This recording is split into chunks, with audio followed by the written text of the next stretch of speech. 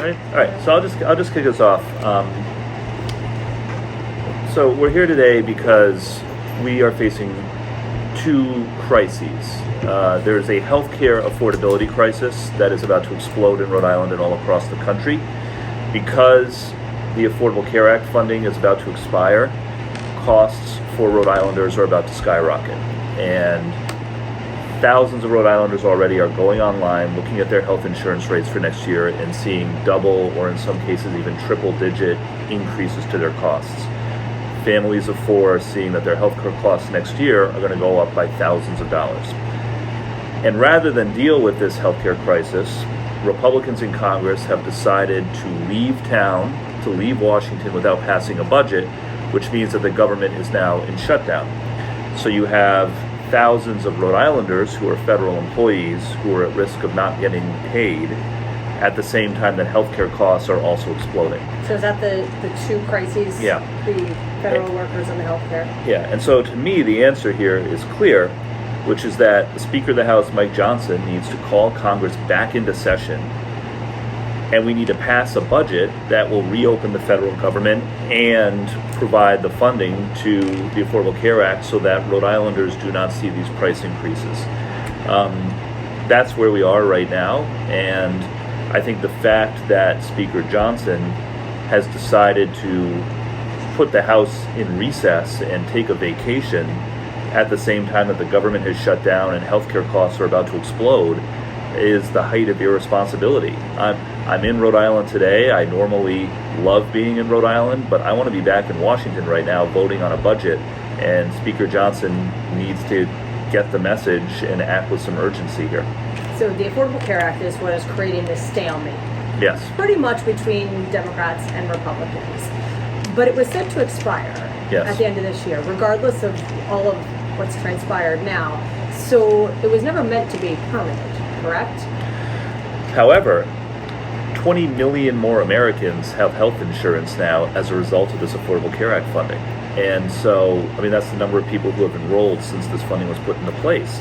And so our position is that it has been a success and it should continue. The other thing that has happened is over the last few years, we've had record high inflation. So Rhode Islanders and Americans are struggling with higher costs on energy, higher costs on food, and higher costs on healthcare. People cannot afford to have their health insurance costs go up by thousands of dollars next year because this Affordable Care Act funding expires. We need to extend the funding.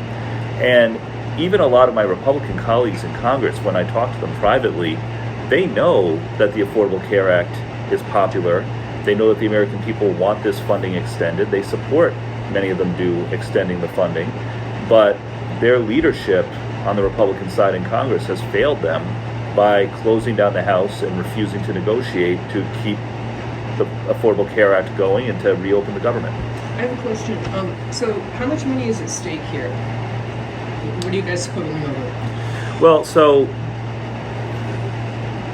the cost of the Affordable Care Act subsidies is a couple $100 billion. It's significant, but on again, an annual basis. But again, this is money that otherwise is going to come out of the pockets of the American people on their health insurance costs, right?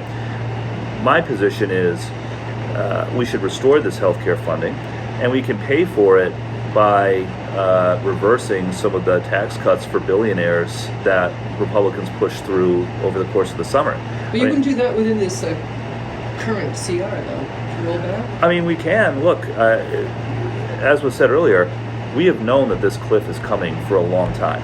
Democrats have been saying for a long time that we need to deal with this healthcare crisis before it's too late. But it is congressional Republicans who closed down the House 3 weeks ago, rather than working with us to solve this problem. And notice what they're saying, what the Republicans are saying. They're not saying that they are insistent on letting the health care tax credits expire because they know that that would be incredibly unpopular. What they're saying is, well, let's just pass the CR and we'll deal with the health care thing later. There's two problems with that.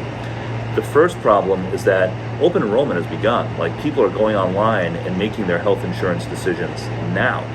They're going online to HealthSource, or they're looking at the rates from their employers, and they are seeing costs that are astronomically higher than the past year. And a lot of them are already making the decision to either not re-enroll in insurance or to enroll in a worse plan that doesn't have the same level of coverage. Hospitals and other healthcare providers are also making their budgeting decisions for next year and deciding what services they're going to offer next year and what their staffing levels are going to be. Last week I visited Kent Hospital and Tri-County Community Health in Johnston, and they are making decisions now about what health services are going to be available at their facilities in Rhode Island next year. And so we can't wait to fix this months from now because it could be too late.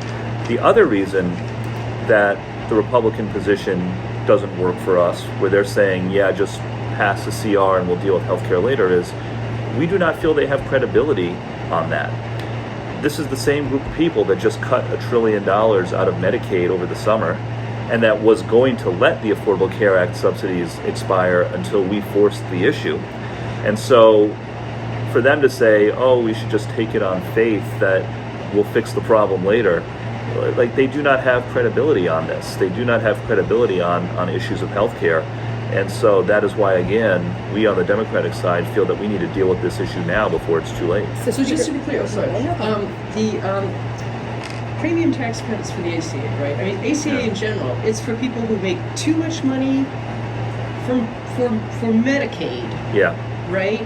But maybe their employer doesn't offer them coverage, or so what is it? It's like middle class people? Exactly. So there's a couple things happening here. There's the Affordable Care Act tax credits that think Health Source RI, right? It's people basically who buy their insurance through Health Source RI. And you're right, it's generally people who make too much to qualify for Medicaid, but they don't get insurance through their employers. And so think like small business owners. Self-employed, yeah, exactly. I mean, I did. Employees, perhaps. Yeah, I mean, a long time ago when I ran for state treasurer for the first time and I was on my campaign, I bought my insurance on Health Source, right? Because I wasn't employed by an employer, I was campaigning full time. But yeah, a lot of small businesses, a lot of individuals who don't get insurance from their employer but make too much to qualify for Medicaid. That's the population of people. It's about 40,000, 50,000 people in Rhode Island who are going to have their costs for health insurance basically double, because their premiums are going to be higher and they're not going to be getting the tax credits to offset the cost of their premiums. So both? Are both happening? Higher Yes. premiums and the lawyer? Yes. Or is Why that... higher premiums, though? So that's the second point. Yeah. The other thing that's happening is that premiums are now going up in Rhode Island for everyone by double digits, even Why? people who are not on the ACA. Because healthcare providers, hospitals, doctors' offices, they are losing a ton of revenue because of the Medicaid cuts and because of the people disenrolling from their ACA plans. And so a lot of these hospitals and doctors' offices and community health centers that are already operating on very thin margins are facing a choice of either having to go out of business or raising their prices on everybody else. And I think that's one of the things that we need to do a better job getting the message out on, is that these cuts to Medicaid and to the Affordable Care Act are raising prices on everybody. So it sounds like they're talking about the Medicaid cuts, if I can interrupt for a second. Yeah. That happened over the summertime, so regardless of what happens with the ACA, it sounds like we were going to be looking at higher premiums anyway. Yeah, this just makes it worse. But, it was announced last week, right? For example, for commercial insurance in Rhode Island, this is not Health Source, this is not Medicaid, this is just regular insurance that people get through their employers. Blue Cross is raising their premiums next year by 22%. United, I think, was 16 or 17%, right? This is like regular insurance that people get through their employers, double-digit increases. And again, like, the driving factor here is that when you pull over $1 trillion out of the American healthcare system, all of these providers, these hospitals, these nursing homes have to make up that revenue somewhere else. And so that increases prices on everybody. So I think one of the miscalculations, in my view, that Republicans in Congress and the White House made over the summer, one of the miscalculations they made was they said, well, if we just go after people on Medicaid, then everybody else won't care about that because that's somebody else, not them. But what happens is everybody else's prices go up too, because you're taking a whole bunch of people out of the system, but those people are still going to need help, to go to the emergency room, and also those providers, those healthcare providers, are still going to have to make up the revenue somewhere else. So basically, cost pie. There's like cost pie, yeah. right? Yeah. And but is it? Am I saying this right? It's like you're seeing 3 tiers of. You're seeing Medicaid cuts. Yes. And that's the lowest income people. For the most part, yeah. ACA, and that's like middle income people working who don't have great jobs, maybe. Or don't have, or they're unemployed, or they they're don't self-employed. They don't get insurance through their employer. They don't get insurance. Okay, that's the nice way to put it. Thank you. Yeah. Or people who get commercial insurance through their work, and Yeah. because the state insurance commissioner approved these big rate hikes from Blue Cross and United. So 3 tiers of income. Yeah, Effective. exactly. And on the third one, like if you talk to the leaders of those insurers in Rhode Island, talk to the leadership of Blue Cross, talk to leadership elsewhere, and you say, hey, why are rates going up by 15 or 20% next year? They will tie it back to the Medicaid cuts and the ACA credits expiring, because again, that means that providers, hospitals, and others are going to have to charge more on everybody else in order to stay afloat. Like, that's what's going on. If the Affordable Care Act was never intended to be a permanent solution in the country, and the administration that's in office has made very clear that cutting government spending, federal government spending, was a top priority, then why would we be surprised that this is happening? Again, I think that the world has changed over the last 5 years, and one of the changes is that costs are higher now. Grocery costs are higher now, energy costs are higher now, and if it were not for these Affordable Care Act tax credits, millions of people across the country, including thousands and thousands in Rhode Island, would not be able to afford to go to the doctor. People are stretched thin right now. They cannot afford huge increases to their health care. And so we are at a decision point here. The decision point is to basically let the healthcare system blow up by letting this funding expire, lots of people losing their insurance altogether, but also costs going up on everybody else, or we can continue to fund this program. And the vast majority of Americans, you look at the polling, 75-80% of Americans, including a majority of Republicans, want the Affordable Care Act funding to continue. It has been very popular. And again, what's really telling to me is that with President Trump and the Republicans, number one, they haven't said no, they've just said, well, we want to think about it and deal with it later. It's too late for later. Like, we've got to figure this out now. The other thing is they have no other alternative plan. What is their plan for how to stabilize costs in the healthcare system? I haven't seen it. What would be the harm, though, in tabling the discussion and at least getting a budget passed so the government can open again? We have no faith that Republicans in Congress would actually deal with the healthcare crisis if there wasn't a forcing mechanism. And also, again, people are already making their healthcare decisions. Open enrollment is beginning. People are already deciding whether to stay insured or not. Employers are already having to make the decision about whether to continue to cover insurance for their employees or not. The decisions are happening now. And again, like, we are at a point now where this is not a December 31st deadline. Like, this is a right now problem that needs to be dealt with immediately. At the very least, the responsible thing to do is for Speaker Mike Johnson to bring us back to Washington, to call Congress back into session so that we can negotiate.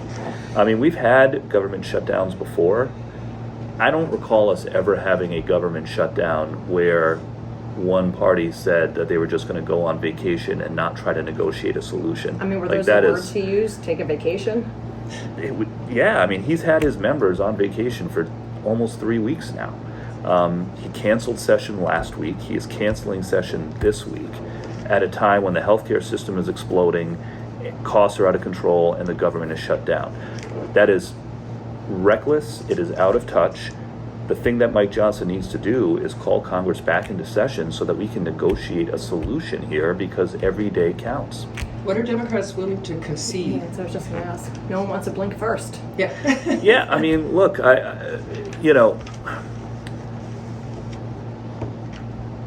if there are Republican ideas for how to change the way the Affordable Care Act works, I am sure that is a conversation we can have, and depending on how reasonable those ideas are, we can be open to those ideas. But the conversation needs to happen. The negotiation needs to happen.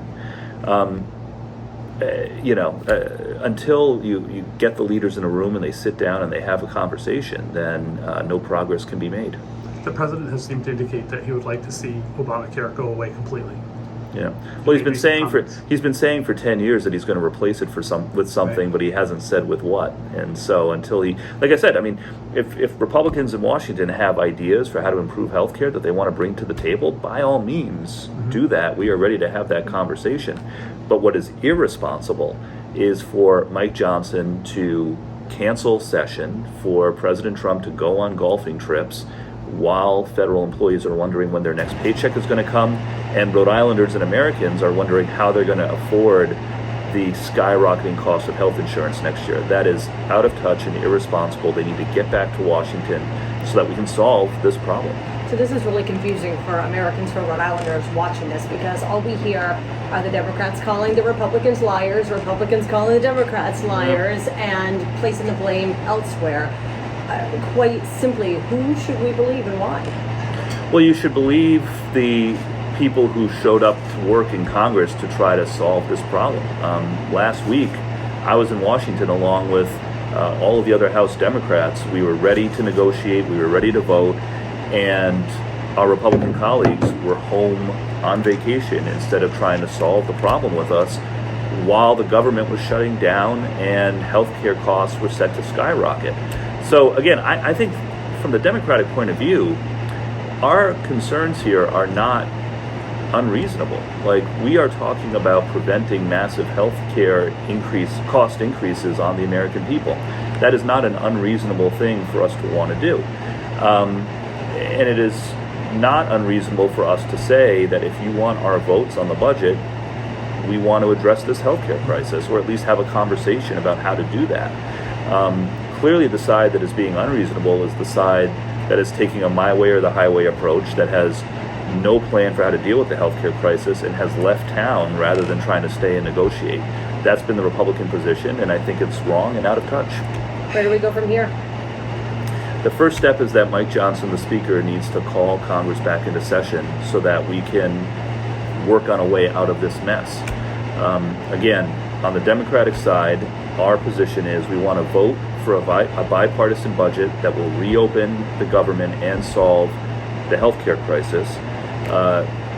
The Republican position so far is that they have no plan for healthcare. They don't want to negotiate, and they don't want to show up to Washington to work on a solution. That is unreasonable. Our position is reasonable, and I hope that we're able to find a way out of it soon. Can I say that the shutdown is bad because over time it's going to get worse and worse. The effects are going to be worse. But what's the effect on healthcare for the shutdown, and how does that look for people? Because I count on different things. So there are some impacts. Benefits for Medicare and Medicaid will continue to get paid, so there's no interruption in benefit payments. You know, if you're on Medicare or Medicaid, or if you get your health care through the VA, you can still go to the doctor and those reimbursements will still come through. But there are some things that are disrupted. For example, certain telehealth authorities, like the ability to get your care over Zoom instead of in person, for whatever reason, that the law that allows that to happen is tied to the budget, and so their telehealth options may be suspended in some cases until this is worked out. COVID, or is it something? It's because for whatever reason, I think those telehealth authorities were originally included in a prior budget and have just been reauthorized. Right. It doesn't make a lot of sense, but it is what it is. So there may be some areas like that, but no, benefits payments will continue. People on Medicare, Medicaid, the VA will still. Can I just ask a clarifying question to make sure I'm on the right page? What we're talking about here is the added credits that came after COVID. We're not Correct. talking about ACA, because I heard somebody say something you said, I think, the ACA is going to end, or it was a temporary program, but it's really just the additional credits does. Yeah, that's right. So Maybe I misunderstood. Oh yeah, no problem. So exactly. So when the Affordable Care Act was first passed, one of the provisions was tax credits to make it easier for people to afford plans from the health exchanges. Those credits were expanded during COVID. As a result of that expansion, many more people were able to afford insurance. And so it is estimated that if those enhanced tax credits expire, several million people will go uninsured because they won't be able to afford their health plans anymore. And again, health insurance costs for everybody else will go up as well, because that will be less revenue going to hospitals and other providers that they will need to make up by charging more to everybody else. They were expanded during COVID, I'm sorry, is that right? Correct. Yeah, and the increase attendance to emergency. Yeah, right. And so more people will basically go uninsured, which means they'll be using the emergency room as their primary source of health care, which is very expensive to the entire system and raises prices to everybody else. And again, what I would argue is the enhanced tax credits that were put into place during COVID have been very successful in getting a lot of people insured, a lot of people access to health care, and are also extremely popular. I mean, there's public polling out there now that shows that more than 3/4 of Americans want those enhanced tax credits extended, including a majority of Republicans. They do not want to see them expire at the end of the year. Right? So so uninsured, several million across the country, estimates. We don't know what that number is in Rhode Island, uninsured, what it would create. I mean, we can get you estimates, but it'll be thousands. So we're looking at, am I right? Nonprofit hospital systems are obliged to eat the cost of charity care. Yes. Okay. So have you spoken with the executives over at Rhode Island's two largest hospital groups? I have. So again, I was at Kent on Thursday or Friday. So that's Care New England, one of the two large ones, and yeah, I mean, they are very nervous. They are very nervous about both the ACA credits expiring and also the Medicaid cuts. They operate a pretty large emergency room at Kent, as you probably know, and yeah, I mean, they're bracing themselves for an increase of volume to the emergency room because of fewer people having access to other forms of care. So it's basically shifting the cost, like it might not make it into the CR. Let's say it does not, hypothetically. Those costs they have to be paid somehow. So who pays? Yeah. So two things happen. If a whole lot of people lose their health insurance, then two things happen. They stop going to see the doctor for a range of different healthcare services. That means less revenue to the hospitals. That means that the hospitals will feel pressure to raise prices on everybody else to make up the difference.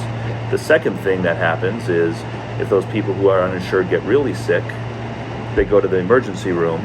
Emergency rooms are very expensive places to treat people, and because they're not insured, all of that cost gets eaten by everybody else as well. And so, again, one of the things that I think we on the Democratic side could do a better job of communicating, that I'm trying to communicate, is that these cuts to the Affordable Care Act and to Medicaid are increasing costs for everybody, regardless of what kind of insurance you have, even if you're not in HealthSource, and even if you're not on Medicaid. What about the Medicare Advantage people? How will that be? I mean, they've already unveiled their plans. Yeah, so that's a little different. Medicare is sort of a separate pool of money, so that's a little different. Okay. So yeah, when I say everybody else, I guess I mean everybody else. But other Medicare who's not on Medicare, they're going up anyway. Yeah. I mean, that's a whole separate issue. I think Medicare Advantage. We need to do a better job regulating Medicare Advantage plans, because basically people in Medicare, I think, like having options, and they like having choices of different flavors of Medicare to choose from. Rhode Island actually has one of the highest utilization rates of Medicare Advantage in the country.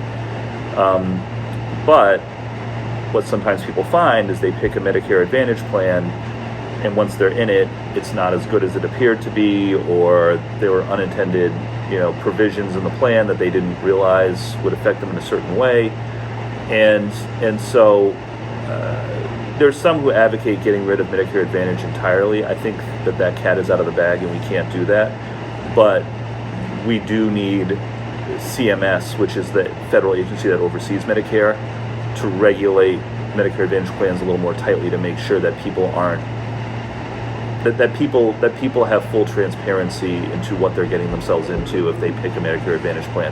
Separate issue from what we're talking about here. Private insurance is what we're talking about. Kind of, Yeah. sort of. But okay, just like one more clarifying question. You say 40,000 to 50,000 federal workers are what, either furloughed or not getting paid, or what? No, so I think the 40 or 50,000, that was the number of Rhode Islanders who get their insurance from Health Oh, Source. whoops. Okay, let's go back to federal workers then. Yeah. How many federal workers in Rhode Island are Oh, affected? I would have to get back to you on that, but it's a significant number. I mean, we obviously, we've got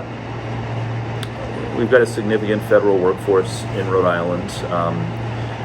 We've got, active duty military, particularly Coast Guard and Rhode Island National Guard. We've got, people working at the airports, air traffic control, TSA, people doing administrative work in, like the Social Security office and the WIC office and others. So it's significant. So And how does that affect the normal person, like the average resident who might, which offices are Yeah. open, which are closed? so we can get you a full list. There's a full list on our website. I would say at this point, most benefit payments are not impacted. So Social Security, Medicare, veterans benefits, SNAP, and WIC, for the most part, are unaffected. If this shutdown goes on for a while, then SNAP and WIC in particular might be impacted, but not yet. I think the biggest challenge is, you've got federal workers who, starting next week, are supposed to be getting paychecks that might not be coming, and that's tremendously stressful for them. And then to the average person, it might mean disruptions of service. That is why, again, I think it is very important that Speaker Johnson act with some urgency here to bring Congress back into session so that we can figure out a way out of this quickly. But if you said that all the functions of government that aren't going to happen are functions of the government the Republicans generally care less about, and the exceptions we have are the ones that military and I don't know about that. things. What I will say is the administration has broad discretion to decide which offices stay open and which don't. And so the administration has been threatening to fire a lot of federal employees and shut down a lot of offices, but they don't have to do that. Like, a lot of that has not happened in previous shutdowns. But So he's I made read, public statements that so he- I read that mostly as posturing and them trying to put pressure on Democrats to back off and not force the issue on the healthcare cost crisis. I view that mostly as posturing for negotiating purposes. 'Cause that could definitely interrupt air travel. Sure. Right? If they follow through that. But again, the administration doesn't have to do that. They are, if they do that, they are choosing to do that, and that would be a bad choice for obvious reasons, in my view.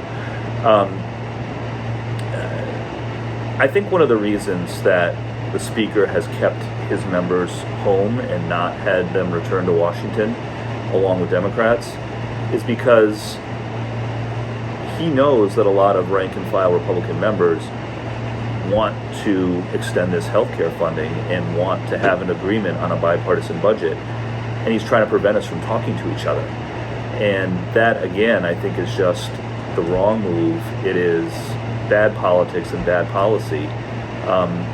Again, what Democrats are saying here, what we're trying to get done is not some hyper-partisan agenda. It is not some new program we're trying to get passed. We're just trying to extend the Affordable Care Act funding that already exists so that people's health insurance rates don't go up significantly. It's not an unreasonable thing to want to talk about. I have a question. I just got the microphone. Oh, yeah, sure. I'm sorry. we have another Oh, that's yours, interview to yeah, get yeah, to, no, so no problem. You carry on. I'm so sorry. I didn't want to That's interrupt all right. once you No, no, started no. talking. No. Yeah. I mean, some Okay, some pundits are saying that, really that's only one part of the argument. The other part of the argument is why should Democrats continue to fund a government that has been marked by so much corruption and to use a strong word. Like I said, I mean, I think we recognize that this has to be a bipartisan budget, so there has to be a negotiation. If there are certain ideas the Republicans have for how to do things better or more efficiently, then they should bring those ideas to the table. Okay, simple as that. Yeah. Yeah. Oh, are you heading back to Washington today?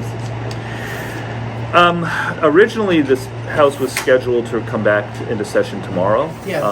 So that was the original plan, and then the Speaker just announced that he's canceling again this week. This week. So he canceled last week also, and now he's canceling this week. Right. There's going to be a virtual meeting of House Democrats tonight, and then we will decide whether we will return to Washington again, as we did last week, to try to put the pressure on the Republicans to reconvene.